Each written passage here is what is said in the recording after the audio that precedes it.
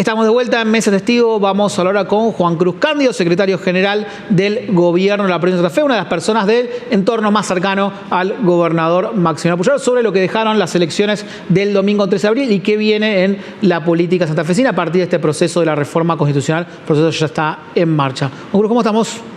Buenas noches, ¿cómo estás, Mariano? Gracias por venir. Bueno, pasó ya una semana de las elecciones, seguramente hubo más tiempo para procesar, para masticar los resultados. Un balance de lo que dejó el 13A. Bueno, un balance.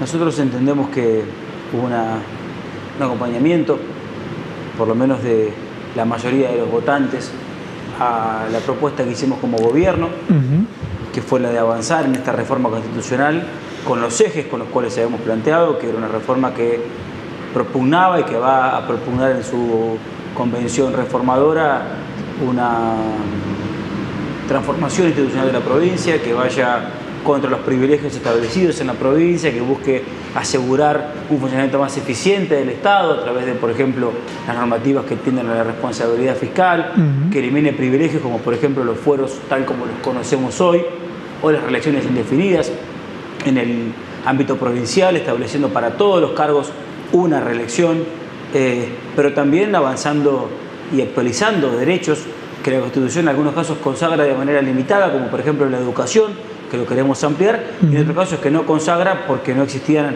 esas preocupaciones al momento de la sesión de la Constitución del 62. Fíjate vos, por ejemplo, que seguridad pública prácticamente no ocupa ningún renglón de la Constitución actual y queremos que vamos a reformar, o en el resultado de la reforma, mejor dicho, ampliarlo de manera tal que sea un derecho de la ciudadanía a la seguridad pública y una obligación de los gobernantes el servicio de seguridad pública. Para terminar con el tema del resultado electoral, está claro que el gobierno está a 2 votos de la mayoría, ganó los 19 departamentos, a más de 20 puntos del segundo. Ahora, hice un análisis más en profundidad de por qué los principales centros urbanos, por ejemplo Rosario, Santa Fe, Santo Tomé, Rafaela, estuvieron por debajo del promedio de la provincia. Bueno, 2 cosas. Yo creo que, primero, por primera vez, un gobierno o un candidato provincial, en este caso nuestro gobernador, gana en el 99% del territorio. Eso la verdad es que es histórico. Nunca ocurrió. Además de la totalidad de los departamentos, casi en todos los distritos de la provincia de Santa Fe, excepto algunos nada más. En el resto ganó la lista encabezada por el gobernador Puyaro. Eso primero habla, por un lado, de un acompañamiento masivo. Segundo, en los centros urbanos más grandes es mayor la dispersión históricamente y mucho más en elecciones de carácter, si se quiere, legislativo, donde no se está optando por quién va a conducir el Ejecutivo, sino eligiendo entre diferentes opciones. En el caso de Rosario, donde casi todos los candidatos además eran de Rosario, excepto el gobernador, casi todos los candidatos importantes o que se llevaron mayor cantidad de votos eran de Rosario. Así que entendemos lógico o esperable que en los centros urbanos grandes haya más dispersión de voto que en el interior de la provincia, donde quizás no hay tanta diversidad de participación política, sino que todavía siguen orientando los grandes partidos políticos el debate en la sociedad. Pero entendemos que es lo lógico, lo natural y lo esperable que eso ocurre siempre en todas las elecciones, que hay más dispersión en los grandes centros urbanos que en los centros urbanos más pequeños, y esta elección no escapaba a esa realidad, como tampoco la realidad de ser una elección de carácter prácticamente legislativo, en un contexto de paso, porque se votó en el medio de una paso, y además en un tema que no es menor. Lo que moviliza muchas veces es la grieta, es la polarización. En este caso no hubo grieta, afortunadamente no hubo grieta, no hubo discusiones de alto voltaje, afortunadamente estamos madurando en Santa Fe, no discutimos las cosas como quizás en otros lugares del país, sino que lo hacemos de una manera más aplacada, más serena, más respetuosa, más responsable y por ello menos atractiva.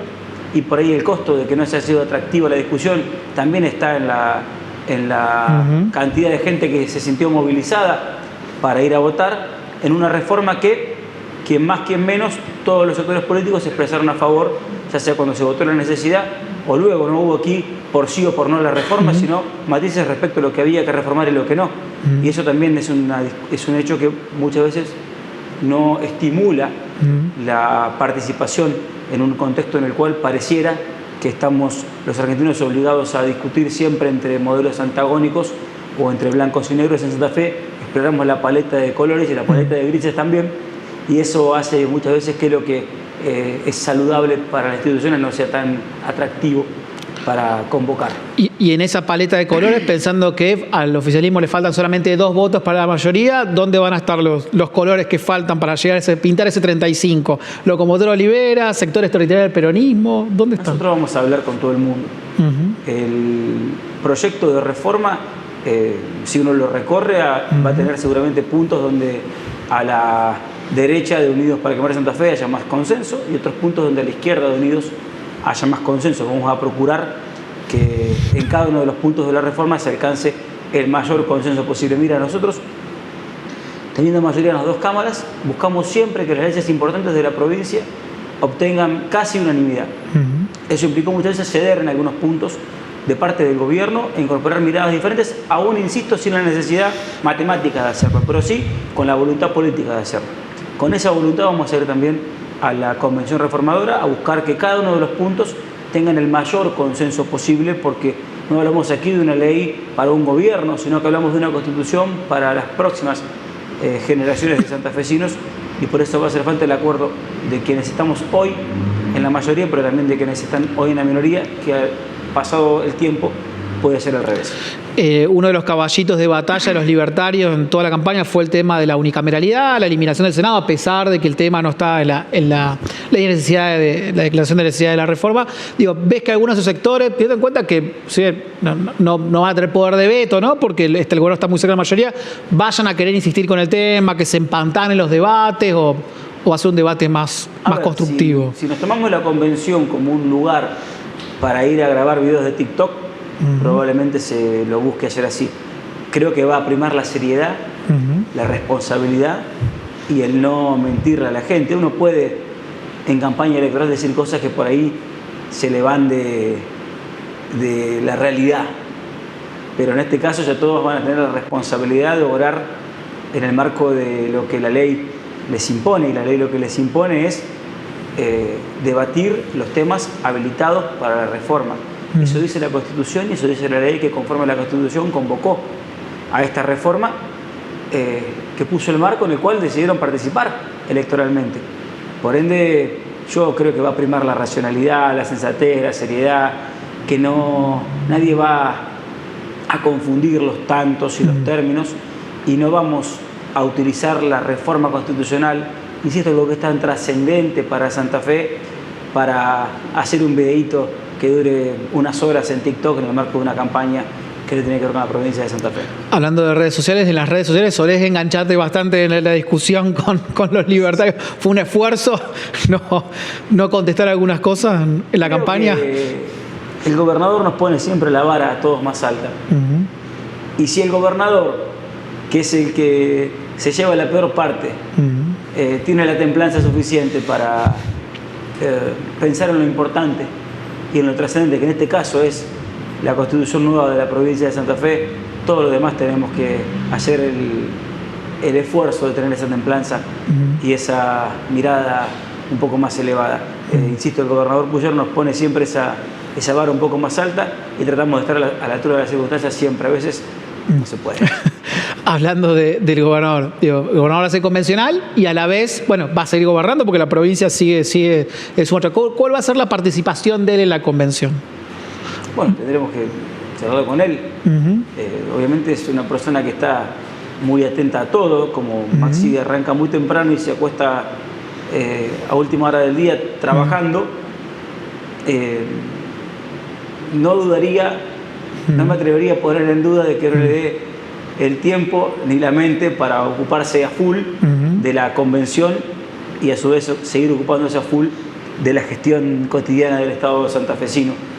Ha demostrado capacidad para ocuparse de muchas cosas al mismo tiempo, en contextos incluso mucho más complejos de lo que es este, así que seguramente va a estar a la par de ocupándose de la gestión de la provincia, garantizando a través de su participación o de quienes sean los integrantes del bloque de Unidos que estén en las comisiones que van a ocuparse de la letra chica del texto constitucional, de que la opinión del gobierno y del gobernador esté presente en el debate sobre lo que va a terminar resultando el texto de la Constitución. Uno de los temas en esta ronda de conversaciones que encaró el gobernador con las cabezas de listas, de las listas que van a estar en la convención, además de los temas que están en la discusión, es el tema de la fecha de la convención, ¿no? Del 1 al 10, ¿cuántas posibilidades decís que hay de que sea en julio, agosto, que parece el plan A del gobierno? Creo que hay 6 o 7 puntos de 10, porque uno de los escollos principales para que no sea en julio, agosto, era que iba a coincidir con la campaña para las PASO nacionales.